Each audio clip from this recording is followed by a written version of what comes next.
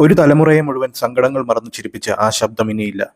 ജീവിതത്തിലെ പ്രതിസന്ധികളെ ചിരികൊണ്ട് നേരിടാൻ നമ്മളെ പഠിപ്പിച്ച ആ മനുഷ്യൻ അരങ്ങൊഴിഞ്ഞിരിക്കുന്നു.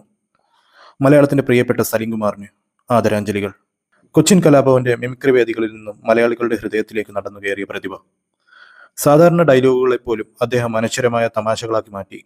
പതിറ്റാണ്ടുകളോളം നമ്മുടെ ദിവസേനയുള്ള സന്തോഷമായിരുന്നു അദ്ദേഹം. ഇന്നൊരു മലയാളി ചിരിക്കുന്നുണ്ടെങ്കിൽ അതിൽ സലിംകുമാറിനുള്ള പങ്ക് ചെറുതായിരുന്നില്ല. അച്ഛനുറങ്ങാത്ത വീട്, ദേശീയ അവാർഡ് നേടുത്തുന്ന ആദാമിന്റെ മകൻ അബു എന്നീ ചിത്രങ്ങളിലെ ഹൃദയസ്പർശിയായ രംഗങ്ങൾ. എന്നാൽ നമ്മളെ ചിരിപ്പിക്കാൻ മാത്രമല്ല കരയിക്കാനും തനിക്കറിയാമെന്ന് അദ്ദേഹം തെളിയിച്ചു. സ്ക്രീനിൽ ആ കണ്ണുകൾ നിറഞ്ഞപ്പോൾ പ്രേക്ഷകരുടെ ഉള്ളും വിങ്ങി.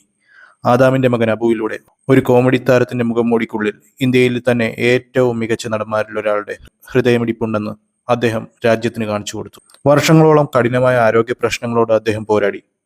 പക്ഷെ ഒരിക്കലും സഹതാപം ആഗ്രഹിച്ചിട്ടില്ല.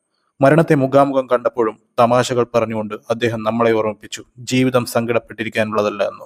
ഓരോ നിമിഷവും സന്തോഷിക്കണം. അദ്ദേഹം നമ്മളെ വിട്ട് വേർപിരിഞ്ഞെങ്കിലും സലിംകുമാർ എന്ന പ്രതിഭയ്ക്ക് ഒരിക്കലും മരണമില്ല. ഓരോ മലയാളി അദ്ദേഹത്തിന്റെ ഡയലോഗുകൾ ആവർത്തിക്കുമ്പോഴും ട്രോളുകളിലൂടെ ഒരു ചിരി പടരുമ്പോഴും എന്നും എപ്പോഴും ഞങ്ങളെ ചിരിപ്പിച്ചതിന്, കരയിപ്പിച്ചതിന്, ചിന്തിപ്പിച്ചതിന് നന്ദി. മഹാനടന് വിട.